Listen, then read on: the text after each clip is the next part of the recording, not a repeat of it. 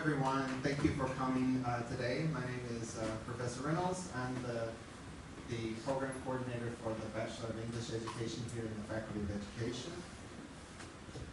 And today we have with us a guest that has come from Spain to give us a talk. So let me introduce him a little bit. I have my cheat notes here so that I can make sure that I cover everything. So we have with us Dr. Boris Vasquez Cabo. Is that correct? Is that correct? Okay.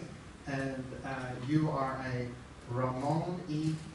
Cajal, a senior researcher in language education at the University of Seville in Spain. So his research work sits at the intersection of digital literacies, artificial intelligence, informal language learning, and language teacher education. In his research, he examines how digital platforms, online communities, and emerging technologies shape language learning, pedagogical practices, and the identities of language learners and educators in multilingual and multicultural contexts. He's published widely in many applied linguistics and technology-enhanced language learning journals, and his recent research explores AI-mediated language learning, memes and digital humor in teacher education, Fandom and online language socialization, and the pedagogical implications of digitally mediated communication. He's also one of the associate editors of Language Learning and Technology. So today he's going to be giving us a talk on fandom, humor, and teacher becoming. So please join me in giving him a warm welcome to the Faculty of Education at the University of Macau. All right, fantastic, thank you. I hope I live up to the expectations of this wonderful introduction. So, thank you for inviting me here. Thank you, Professor Reynolds, for allowing me to be here with you all. It is a great pleasure and an honor to be here. And today, I'm going to be speaking with the hat of a researcher who wants to have fun with whatever he is researching on.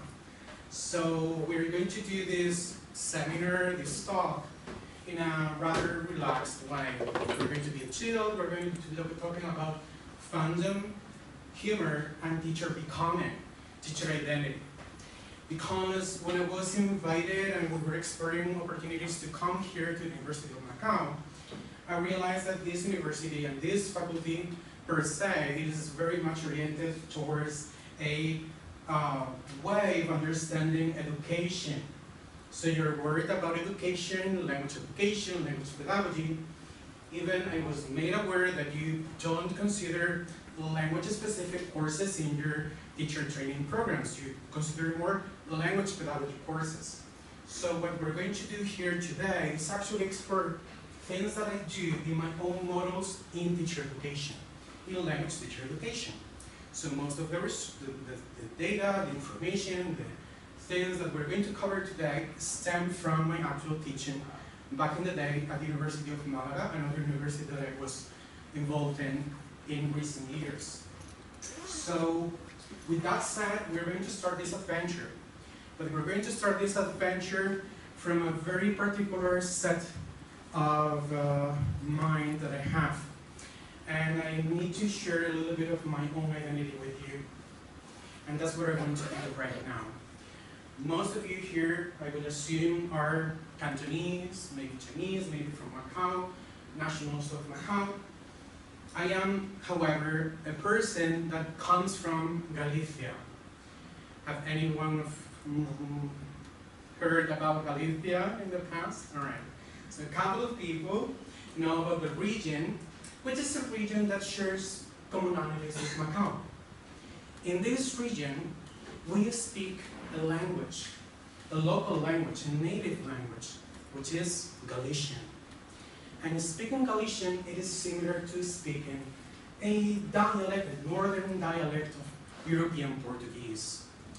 Some people write it differently, some people write it similar to Portuguese. There are different ways of writing it, but we do speak Galician. And in speaking Galician, if some of you here speak Portuguese, we can understand each other to, let's say, 90% of the talk that we can encounter. So that's an important aspect of my identity itself, because that represents how I approach my research as well. My research is intrinsically plurilingual. It is intrinsically intersexual and multilingual. It intersects the different identities and the different linguistic substrata that conform my own identity. Galician, close to Portugal, but also Catalan, where I studied and I lived for a long time. Catalonia is another region in Spain where they speak Catalan, which is another minoritized language in Spain. Of course, I do speak Spanish as well, and right now I live in Seville, which is a Spanish-speaking region in Spain. I speak English as well, but I lived as well in Denmark. So I know a little bit of Danish. Don't make me recall my Danish, it is very much oxidated right now. All right, so this is a little bit of my background and some of the data that you're going to encounter here today. With my help, you're going to be listening to and reading a little bit of maybe Catalan, for instance, that it actually makes up some parts of my research. And it is interesting to look at fandom, to look at humor, to look at identity, to look at memes, because they represent spaces, rich spaces, spaces that allow us to interject, to get into language learning spaces, environments, digitally mediated specifically, that occur, that happen beyond the classroom. So memes are these spaces, these digital literacies, where language is actualized through different text modalities. Image, sometimes moving, sometimes fixed, some written text as well. Different aspects that we can encounter there, including color as well, gesture, etc. Things that have a meaning, have some semiotic load attached to them. With memes, in everyday communication, people often also connect to their own identities, to what they are and what they wish to be. They can become aspirational in that sense, or they represent something that they want to portray in everyday communication. They also regulate and monitor and control emotions, because sometimes with memes, these little things that we share with our friends and our families, and with our WeChat group, in your professional or personal WeChat groups, they kind of let out a little bit of the affective charge that we want to share with other people that maybe through words it is difficult to share. So these things allow us to implicate, to imply stuff that otherwise would be difficult to say.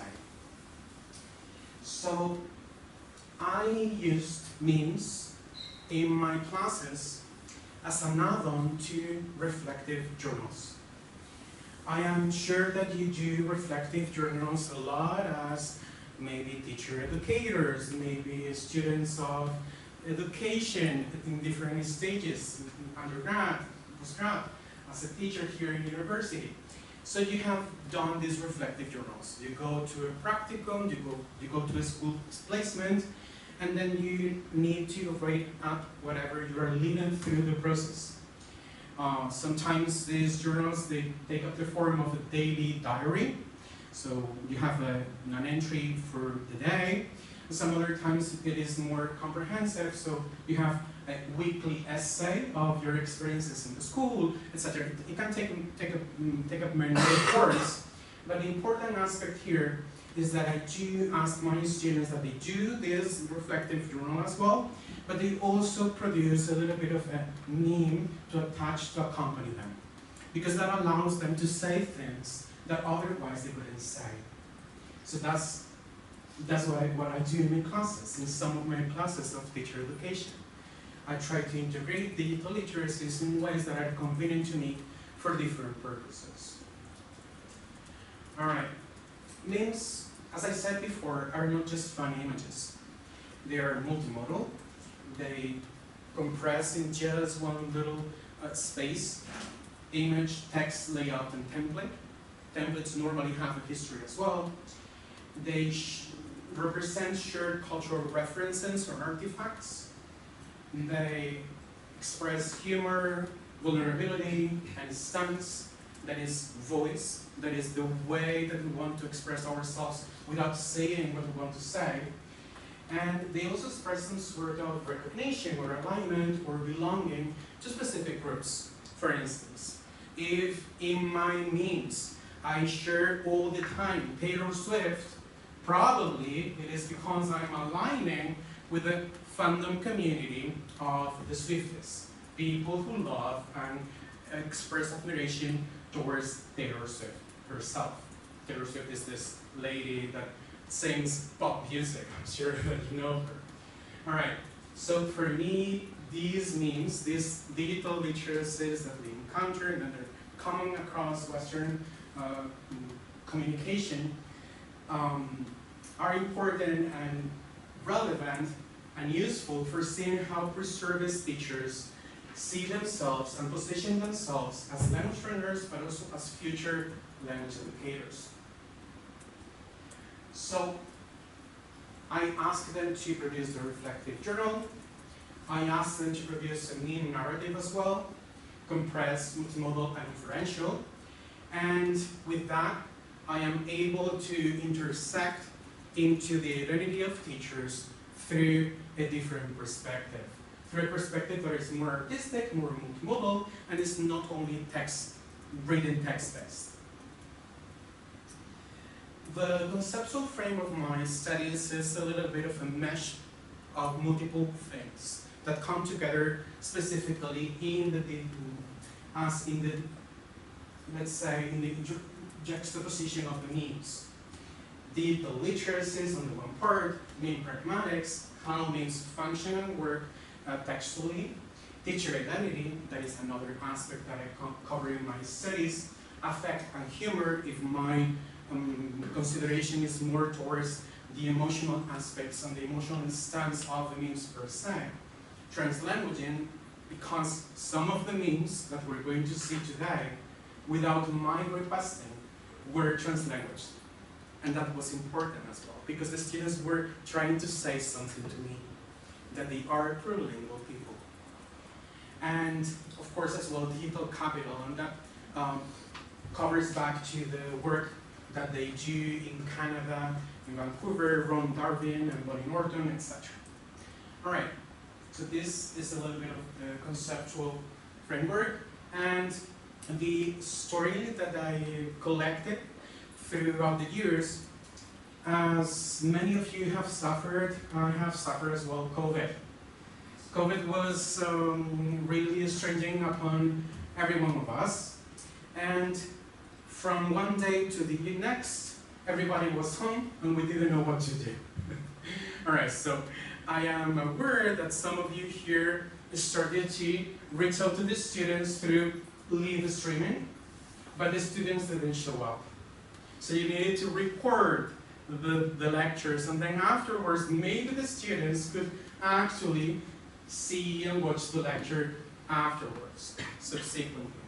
Well, in my case, what I tried to do in that specific year was, all right, we are not able to see each other anymore in class, but we're able to communicate through the meme, through the memes that actually people communicate online. So let's do that.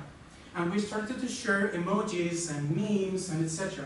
and GIFs through the chat on the team. So like, express yourself. What are your reactions to whatever I'm saying, to whatever other people were saying? Always with some social etiquette, so that everybody was polite. So that was my inspiration to see, maybe I need to explore the pedagogical potential more of actually these types of communications that happen outside the classroom and bring them into my own lessons. So that was the initial point. That was the motor driving me towards this meme pedagogy. All right, so with that, I collated a little bit of a framework, a pedagogical framework. I did this with the help of a colleague in Japan, James York. Now, James York is an expert in ludic language pedagogy. So he is very much into this idea of making language education ludic for students. And he was helping me as well to make a framework that was doable as well in Japan, but also in Spain, etc., etc. So we were doing that back in 2022, 2023, where I visited as well Japan. So we came with this framework that we entitled Story by Memes. Now, Story by Memes is this initial story where the students need to introduce themselves as language learners, but also as language teachers to be. So this was the introduction session of my classes. It was not for syllabus, etc. We covered that as well, and assessment and everything is so important, right? And the students are worried about that. But we also covered now I want to get to know you. And I want to get to know you through a story. And this story is going to be mediated with memes. And I said to them, like, follow these steps. First, brainstorm. Then select memes that match every single idea that you want to portray. More or less 6 ideas is enough. Then per which meme to which idea, write a little bit of a script. And then narrate the story, record yourself, and make a composite, a multimodal composition of the story. And those stories, I collected them, and I ended up with 84 stories, and with 777 memes. It was a huge corpus for me to have, and I realized, wow, these memes have a lot of potential for discourse analysis. Because one of the lines of research that I have is actually discourse analysis. All right, so with that, as I said, well, 2 cohorts, 84 stories, because there were 84 students, and 777 memes. The cohort aspect, we're not going to enter a lot into that, but in the publications it is more present, because I teach, as you do here, for primary education, but also for secondary education. Now, in Spain, for primary education, we go through an undergraduate pathway. It is 4 years of undergraduate education, primary education. And if you want to become a teacher in secondary education, then you need to have another degree, whatever discipline-based degree that you want to have, for instance, in Spanish language, or in English language, or in French, or in whatever. And then you go for a specialized master's of 1 year only, where you learn the ropes of becoming a teacher in secondary education. All right? So we have 2 different, let's say, contexts. People who are more knowledgeable about pedagogy, and people who are more knowledgeable about the language. So the worries, the concerns, the topics that they bring to the table through their stories are slightly different. As I said, I'm not going to cover these differences a lot today, but they are present in my studies if you are curious about them. Now, because meme is the central unit of analysis in my studies, it is important to have a little bit of a framework to analyze it. And even though you can go and analyze memes through the mechanisms of discourse analysis, I was a little bit curious and I said, well, maybe some people already said something about analyzing a meme. So I went online, and this one is Francisco Jus. Probably you know him because he's a top scholar in pragmatics, specifically digitally mediated pragmatics, with a term that he coined, actually, which is cyber pragmatics. Now, this Francisco Jus, who works in Spain as a discourse analyst, has actually a little bit of a, I think it's an article on meme-based discourse analysis. So I went to this one with his framework of discourse analysis, pragmatics, and etc. And he allowed me to have a really structured way to go into the data set and analyze all the meanings as possible. The first thing that we did was to decode the meaning literally. What is actually there? The image, the text, the cultural reference, etc. So we have a little bit of an Excel. Then we infer the meaning. We go into what they are trying to say that is not actually what they are saying if there is a mismatch between the connotative meaning and the denotative meaning. And then we contextualize everything with the scripts of the stories, because we do have the stories. The names are inserted within the stories. So they are within a particular context. They are not isolated. All right. So that is it. This is an example from the data set already. Of course, if you see this meme over there, it is just this hobbit that is going on an adventure. But of course, this in the context of the story, in the context of my classes, in the context of language education, in the context of a student who's starting his master's to become a teacher, it is something different. It is, they are starting a new chapter in their lives. And that's the new chapter. The new chapter is to become a teacher. This adventure, of course, but it's a metaphorical sense of adventure. All right, so that's what we need to do with every single meme. I have the estimable help of two PhD students now, that they help you through to go through the whole corpus, because this is very time-consuming. All right. The corpus made visible language learning and teaching, different aspects of language learning and teaching, such as motivation, such as difficulties in, for instance, language and language proficiency of my students, teaching anxieties, things that provoked in them some anxiety of the sort, and digital pedagogy as well. They also expressed aspects of different university experiences that were important to them, personality and feelings in relation to teaching or learning, vocation, if it was important or not, because some of them are more prone to vocation, some others see teaching as a pathway forward, but maybe they're not so initially inspired with the vocation. And career futures as well. Possibilities in the future, how is it in Spain to become a teacher? Is it difficult? Is it easy? Is it bureaucratic? Is it not? And I have to say, because in Europe we want bureaucracy all the time, it is quite bureaucratic. Now, and then fields related to meme pragmatics, humor, intertextuality, translanguaging, or template culture, like the use of the different templates that they have at their disposals for the memes. All right. There are, as I said, some pedagogy differences, and we'll cover this just slightly now. For instance, the pedagogy cohort, they had a lot of anxiety, a lot of problems with, am I going to be able to speak in good English or not? With their proficiency. They know a lot about pedagogy. They know a lot about classroom management. They know a lot about making the classroom engaging and fun. But of course, some of them lack some aspect in language skills, specifically foreign language skills.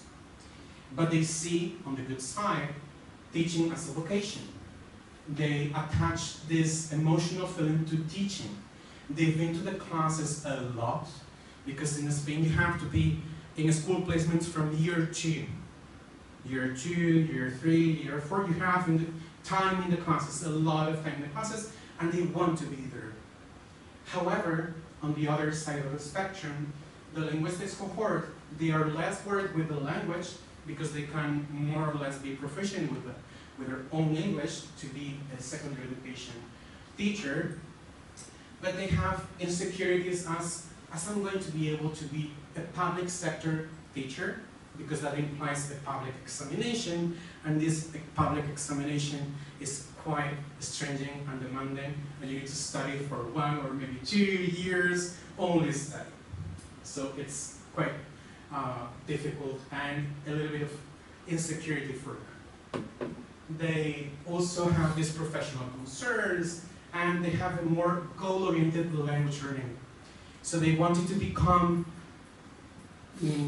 language learners for specific reasons, because they liked, for instance, Taylor Swift or gaming or whatever, so they bring a lot of their own affinities to. Here they bring the children, I want to become a teacher. Here they bring, I wanted to be able to understand Taylor Swift lyrics. So that was their motivation in the end. And then teaching becomes less of a vocation for them. All right. So let's see some named examples now. And this is one example of a secondary education teacher to be now. I hope they are already a teacher. That they have no idea what I'm doing there. First day, second term, they see me in classes and I tell them, give me a story presenting yourselves. And this is what they present. I have no idea what I'm doing here. So I don't know if I want to become a teacher or not. I don't know how to manage a classroom. I don't know how to do about becoming a teacher, specifically like English language teacher. So a lot of pedagogical insecurity here. So I need to work on that aspect, classroom management techniques in the English language classroom. So as you can see already, the first day of my classes gives me a lot of information about my students. So it is not just for fun, it is also a diagnosis. It is often said that the first thing that you need to do in a class, whatever class, is some needs analysis. So this is, in the end, my needs analysis. I need to work with this student on classroom management techniques, which I cover, but maybe it is more preponderant in one year and not so preponderant in another. Another one. This is already the generational gap there is with my students. How I feel when I interact with a group of teenagers. They are teenagers. My students are already teenagers, more or less, maybe 20-something. But they already see a generational gap. All right, so they see a generational gap with their own teenagers. And of course, again, I'm using a lot of secondary education means. They see this generational gap as well with the digital realities of the students.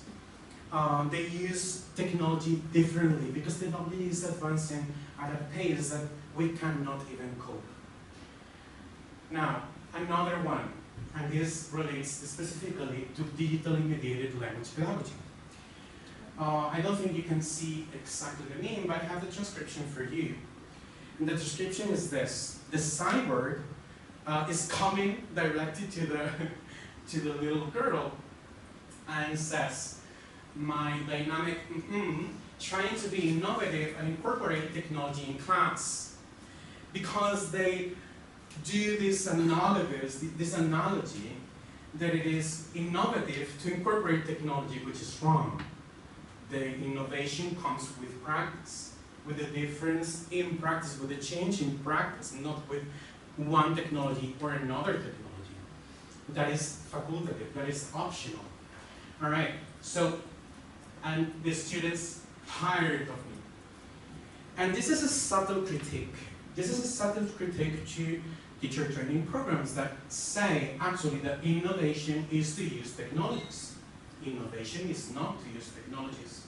Innovation is to not tire students with technologies, but to use technologies for whatever innovative purpose that you want to change. Things that you want to change to make better, of course. All right. This is another aspect. And this is a little bit more complicated. If you know German here, you will understand this fully, otherwise I'll help you out. This student, without me requesting any language specifically, I'm speaking English in my classes, so I could assume that people just could create memes in whatever language, in English, I would say. All right, but the students went overboard with this, and were so excited, and they were sharing all their language repertoire possible. So here it is one translanguage version. the teacher. If you don't do this, you will get a Fetzen. Fetzen in German is fail. You will get a fail. You won't pass. And then you will, well, I will say it in my own German, durchfliegen. So that is slang for fail as well, as a verb. The other one is fail as a noun. Alright, so here you can see the frustration of SpongeBob, of my student, with this kind of teachers that put a lot of emphasis on grades, exams, performance, accuracy. When what is important actually is to have the students who are fluent. Accuracy will come in time. Of course you need accuracy, you need to be accurate, you need to be precise, you need to be correct. But the important aspect, first and foremost, it is fluency. And my student is tired of this type of teachers, so they are already positioning themselves with a mindset of what they want to become. I do not want to become this type of German teacher obsessed with precision and grammar and correctness. All right? Another meme for another teacher. This one is in Spanish. But it is in Spanish representing a common thread that we have in Spanish language education. In Spanish language education, most of the things that we study as learners, as students, in the schools, are grammar-based. We're very great at grammar, but then in the end we cannot talk, we cannot speak. And we are not aware of the things, how they are said. And that happens with brands. It is late in the years of a language learner that they become aware that actually Nike, it is pronounced Nike. We in Spain pronounce it Nike. It is just what we could say, Nike. Why not? It makes sense actually, it's possible, it's a possible pronunciation. So Nike, because of course you have nice, let's change the K for a C, nice, and with overgeneralization, you would say Nike. So, and that establishes, and that becomes fossilized. And then when you are a professional learner, then you realize at some point in time that it is actually pronounced Nike. And that's a wow moment. That is a wow moment. That's what they want to say here. That is actually later in your stages of language education that you become aware of these little subtleties of the language. Another one. And this is a way of presenting English in a Spanish way, in a Spanish pronunciation way. I will pronounce it in this way. Teacher, can I go to the bathroom, please? So you can see, right? It is understandable. It is understandable. You can understand it, but it is a way of saying things that actually doesn't pay attention to how you could pronounce things specifically in English. With an English accent, whatever the accent it is, we are not here falling into the traps of accentism. That is problematic, but you actually need to pronounce in a way that is actually understandable. And this meme is actually representing the average student that you could get in Spain. So I'm starting to become a teacher, I'm becoming a teacher in the future, and then I will get this kind of student. What should I do with them? How can I work with this type of student who will pronounce like this? So they are saying to me, give us tips, give us ways to actually make pronunciation better, to make pronunciation an object of study that we can actually teach other people, teach further generations in secondary education. All right. So as you've seen with these examples, they are not the last ones. We have some other examples as well. But there is a broad takeaway here. There is a broad generalization that we can take. Means to make visible identity traces. who you want to become as a language learner, as a language teacher, what are the problems in language education in Spain, and pedagogical tensions as well. What do they value as innovation? Is it only to insert this kind of technology in the class, or is it something different? So it is this kind of practice, this kind of meme-based story, for me, it works as diagnostic, as reflective, as affective as well, because this closes the gap between me as a teacher and them as students. I'm already near in my 40s, so I'm already further away from my students. So these kind of first lessons, it closes the gap with the students. And it allows them to be a little bit more engaged and a little bit more open with me as well, regarding their own concerns and how that can help them. And of course, it also carries the ideological traces behind what they come back with from their previous studies and their previous trajectories. Humor in this sense is identity labeling. It is managing affect and regulating affect in my classes.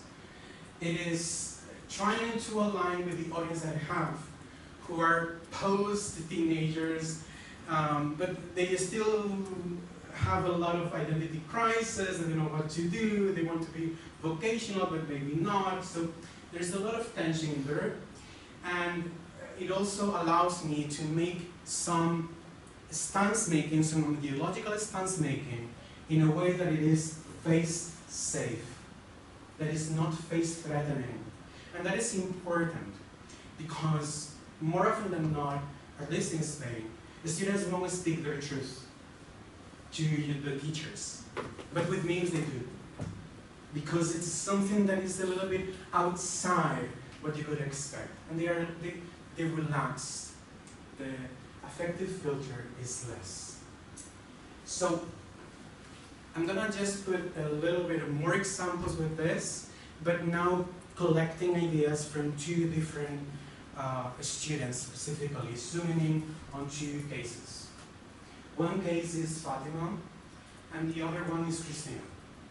By the way, for tomorrow's seminar, if you're attending tomorrow's seminar, up to now, it was one article, the bigger article, the umbrella article, and now it's a chapter, a more zooming chapter. All right. So, Fatima and Christina. Fatima comes from this pedagogical cohort. She wants to become a primary educator. And then Christina comes from the linguistics cohort. She's very good at English, but she wants to become a secondary education teacher. Now, with the case of Fatima. Fatima, the name Fatima, it is very common in Spain, it is very common in Portugal indeed. But it's also a name that comes from Arab origins.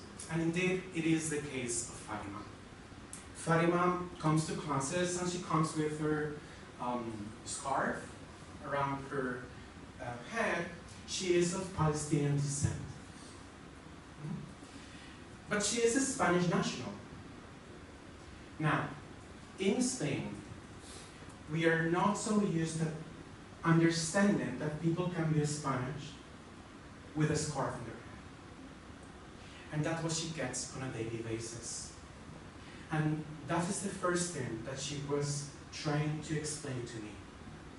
That she actually wears a scarf, that she is Arabic in origin, Palestinian, that her heritage language is Arabic, but she doesn't speak it. It is a heritage identity for her, but she cannot speak it. So don't tell me, so she was saying in her head, don't ask me anything about Arabic. Don't ask me anything about, because that's what people good normally do. They are stereotyping me all the time, so don't do that.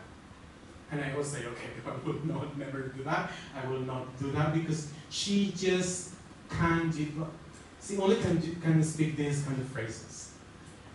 Salam alaikum, thank you, etc.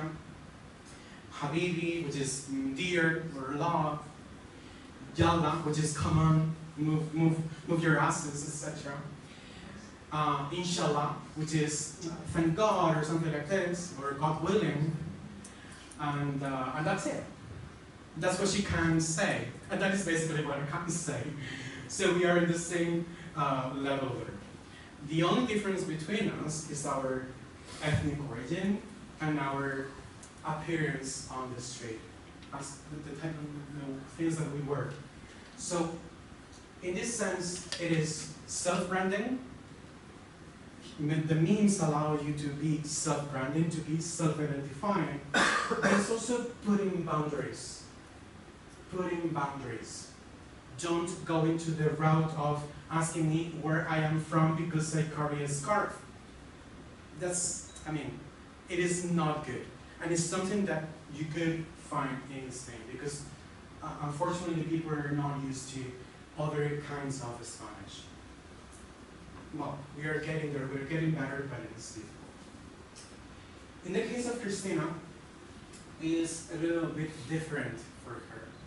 She is Spanish, she doesn't say much about herself, but she says a lot about her proficiency.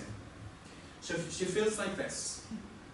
She feels like her listening skills are really high, her comprehension skills, generally reading or oral, are very high, strong, and then you have here the little mouse with the speaking.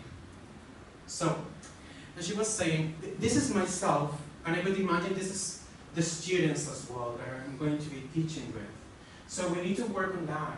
The more productive skills, make them talk, create the necessary conditions for them to talk, to practice, to be open, to make mistakes, because you need to make mistakes, to practice, to be better. And continuing on that sense of framing her ideological position regarding language pedagogy, she was saying, well, I want to learn a language. You need to learn a language. Learning is good, but it's a little bit dull. You need to maybe discover a new culture, and that is a little bit better and makes you a little bit posher, a little bit more sophisticated. But if you gain a new perspective, and that is the whole idea of intercultural competence, then you are full-blown smarty. And that is what she was trying to say. That you need, of course, learn a new language, but with an objective. And for her, the objective was to gain a new perspective on life. To access other cultures, but for me to learn a new perspective, to be in this third space, to be in this space of the intercultural subject. All right. So, as you can see, up to now, humor is ambivalent. Humor can open different aspects of identity. Affiliation can be playful self-disclosure of the self, can be soft critique of different systems and educational realities, can open as well professional imagination, what I will become as a teacher.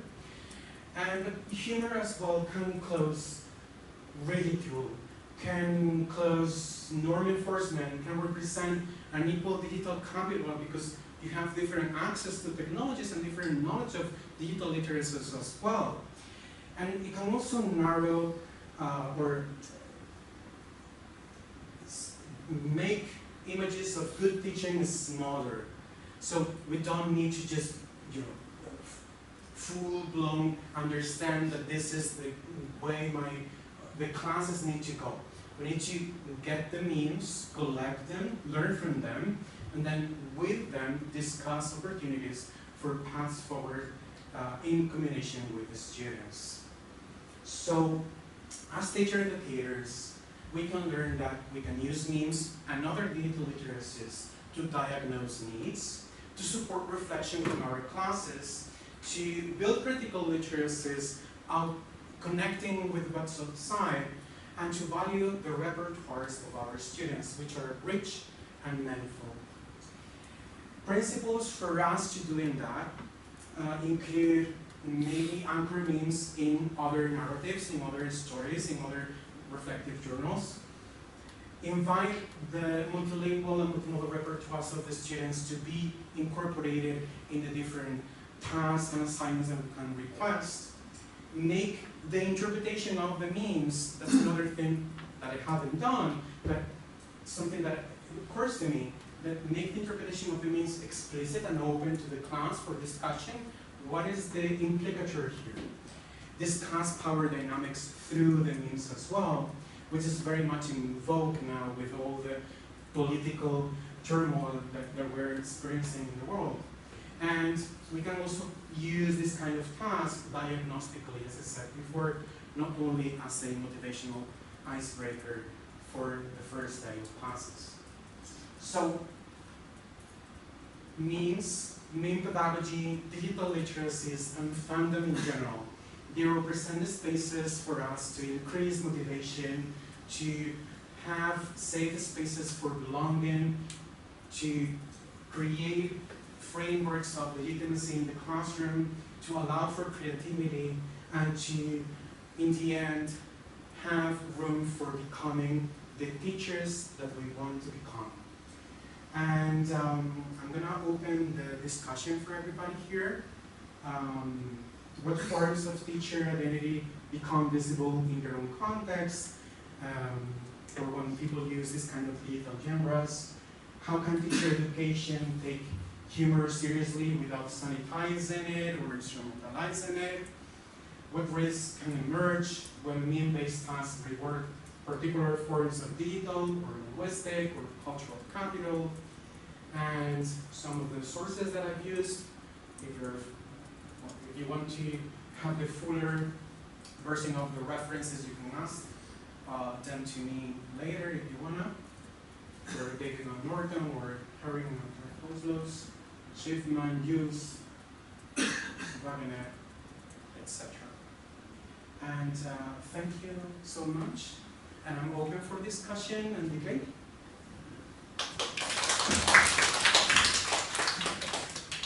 Okay, so thank you very much for the talk. So it seems like when we're sharing memes with each other, we are reflecting actually on our teaching and learning practices. So we have a bit of time left for our questions. So would anyone like to ask some questions? Yeah, question or comments?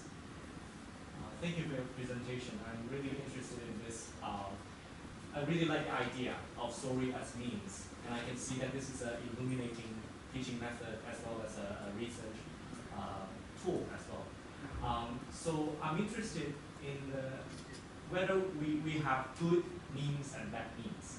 When you say good or bad, what do you mean? Right, so you can see that sometimes memes can be humorous, can be fun, but as you ask your students to produce memes by themselves, did they actually produce memes that are boring?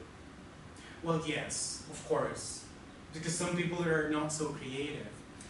But you can have, prior to the story, prior to everything, you can have some onboarding. What is the meme? What are the parts of the meme? What are the nature of the meme? Needs to be humorous or not? But in the end, these memes were not to circulate online. So they were not to create to be popular among everybody. They were just a creation to represent yourself. You know what I mean? So it is not so important that they are comical or humorous, is that they represent yourself. That was the framework of the task. So we are, in a sense, getting out of the context of the memes and putting them into a story. But memes, as you rightly point out, are the ones that are hidden in your WeChats, in your WhatsApps, in your whatever, are the ones that are humorous, the ones that are funny. But some of them were not so funny, but they did have cultural substrata, they did have some inference that you can take out. Of course, the humorous part is not. Right? All right, so yes. But you can have some onboarding with the students and to allow them to explore how are you going to make this meme humorous. what are the humorous tools that you can employ. And that allows you to use a lot of things that are really advanced. Well, you can use these kind of things with advanced students because irony, sarcasm, wordplay, etc. are figures of speech that are not easy. So, Quick follow-up. So how did you decide that the memes are represented? How many? all of memes them did were you- representative because all of them represented their own stories. So it was not about the memes being humorous or not. That's another classification that we can do. And I'm happy to share the corpus with you. You're going to have 777 memes for you, and you can make the classification of, is this representing the meme genre 100%, or is this just a little bit like the framework, the format of a meme, but it's not actually having this humorous punch that it needs. That's another aspect of targeting the corpus, which is nice, but it's not something that I did.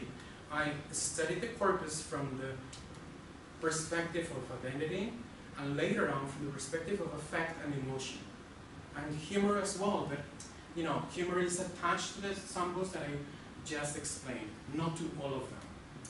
I don't remember the 700 right now. Anyway, is that? I mean, did I answer? Yeah. Or-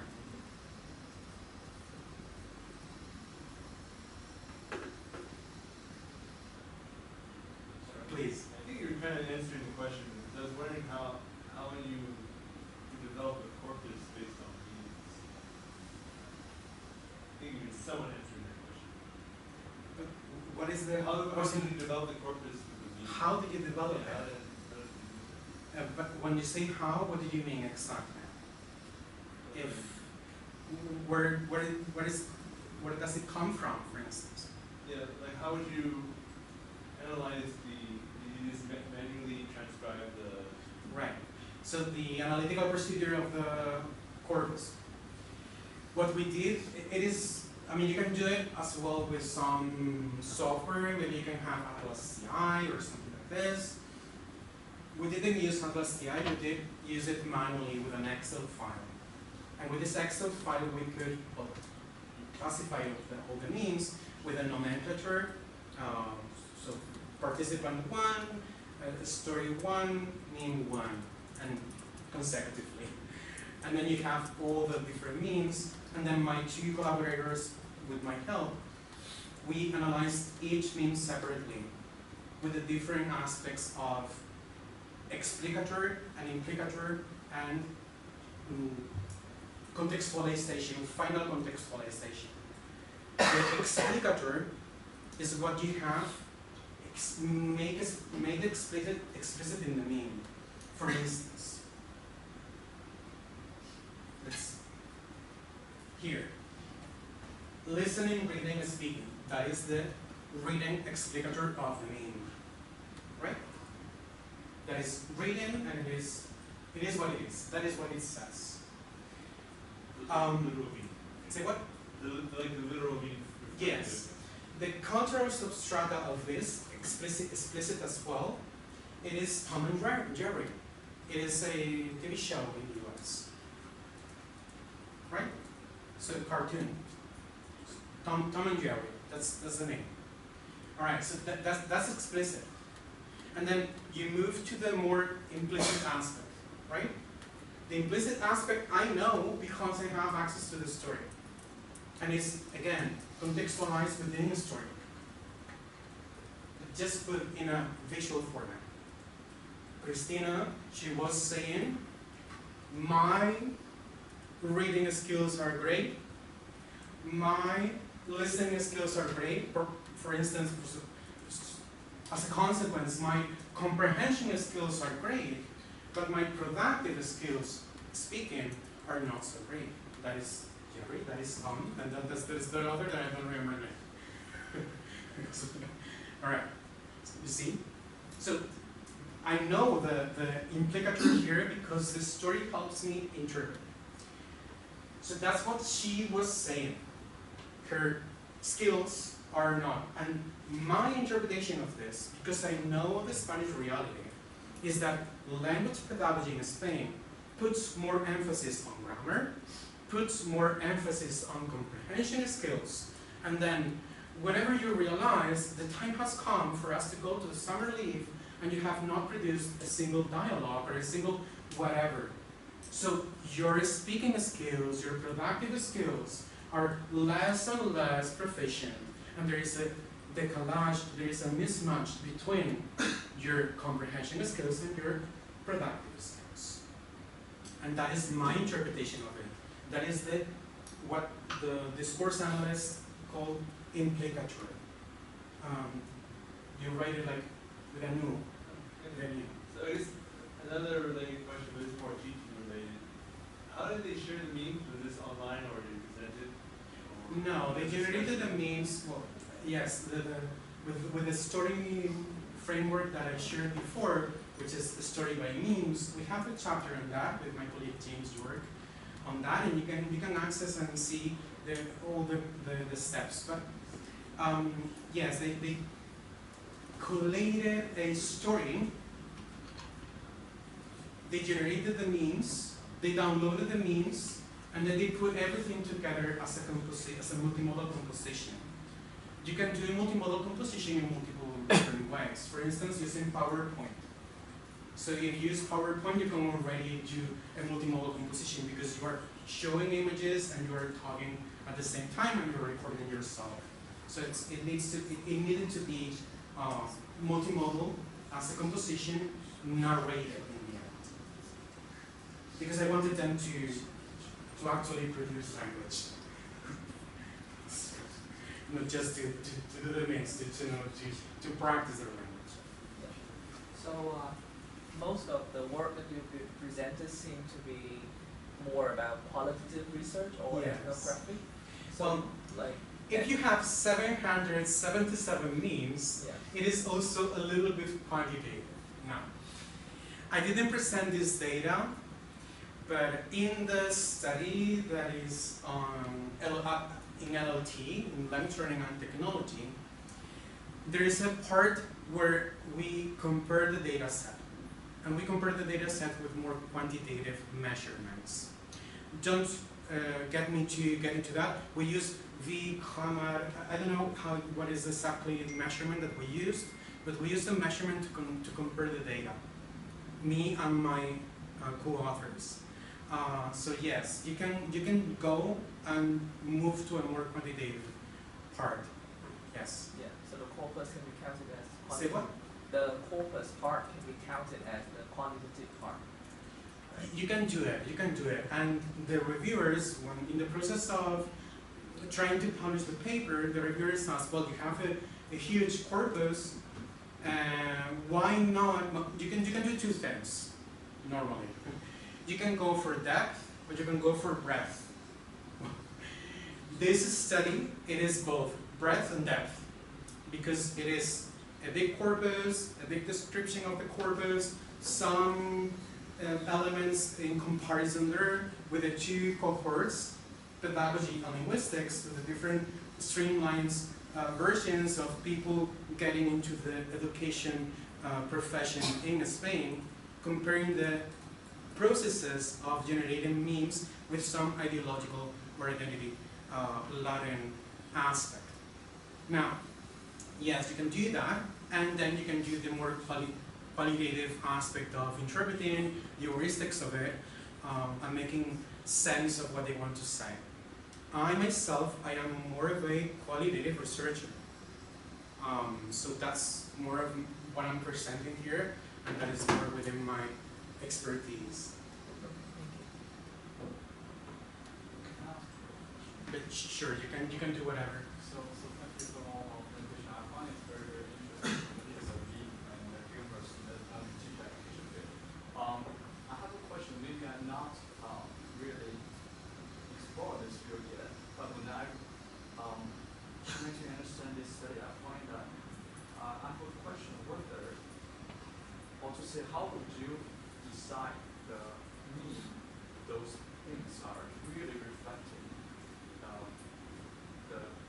those research teacher being a teacher, or rather being your students in your classroom?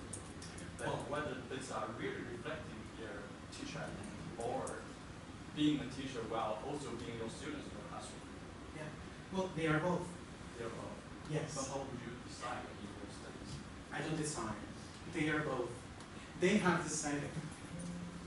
They have registered into an education program. So they are my students, but they know they are teachers today. So they are aspirational teachers. So whatever they say, whatever they portray, they need to be aware that it's already framing their ideologies as teachers. So if you believe as a language student here that speaking is not important, you will later on inherit that ideology and pass it on to your own teaching. You see? So they are in between. They are language learners, they are student teachers, and they're teachers to be. And that is why let's say the instruction of the task allows them to reflect both as a language learner or as a language teacher to be. So it's aspirational. You know what I mean? It is in between, because the students themselves are in between. And they're, becoming a teacher is transitional. You go from being a language learner, you are now studying education, and you will become a teacher. So it's an identity trace that you go. That is why a lot of your teachers here, I am sure, they put a lot of emphasis on this kind of reflective journals. Because they want to see how your identity will continue to develop or not.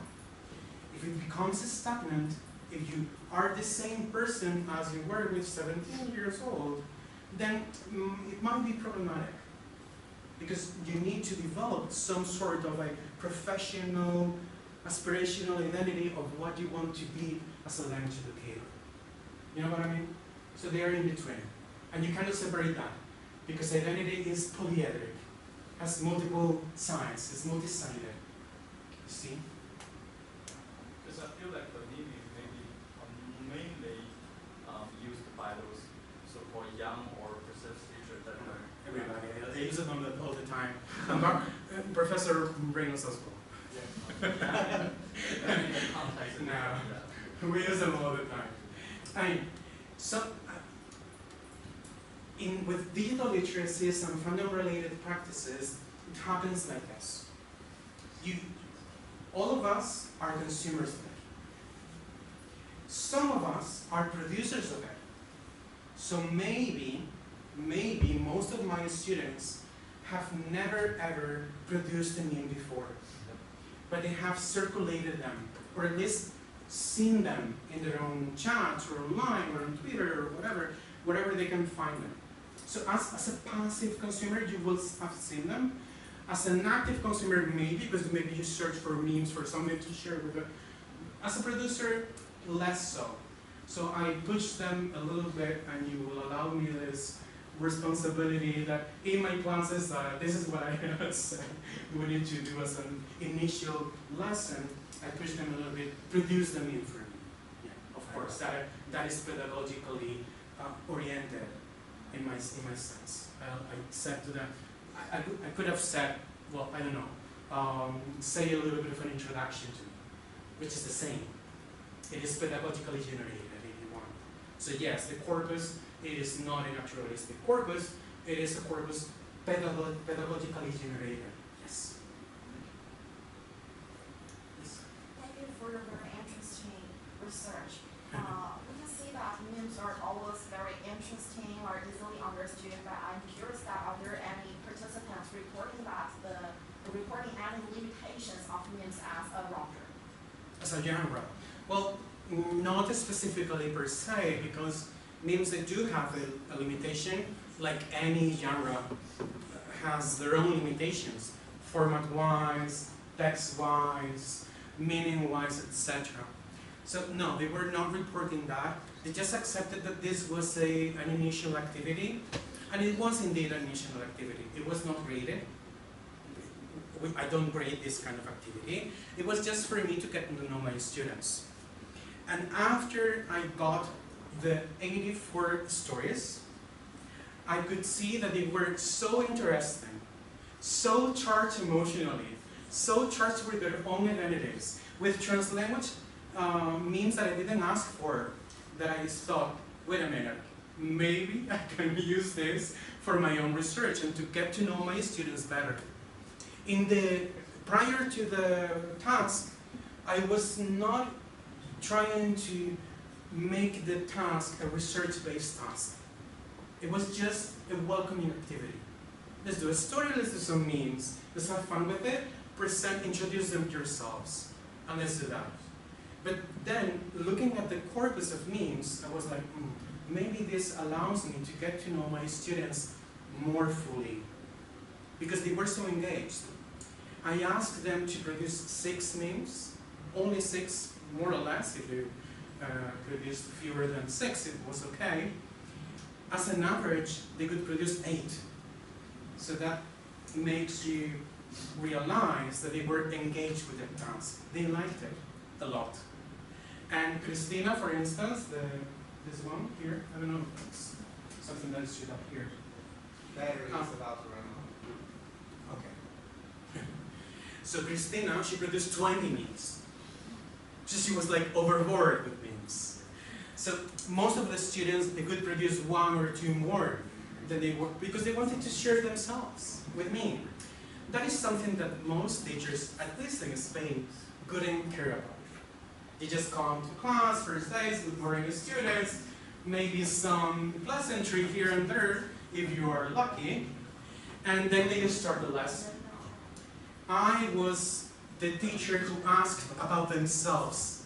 I want to get to know you. Now, in getting to know them, because I have a look at all of the stories in 1 week, some of the stories, then the next week in my classes, because we have weekly classes, I share some of the examples and we explore them together as a collectivity, and we discuss them. So you see, it was more of a classroom activity, but then I saw potential in the corpus as a research-based corpus that allowed me to enter into language teacher identity. All right. Please.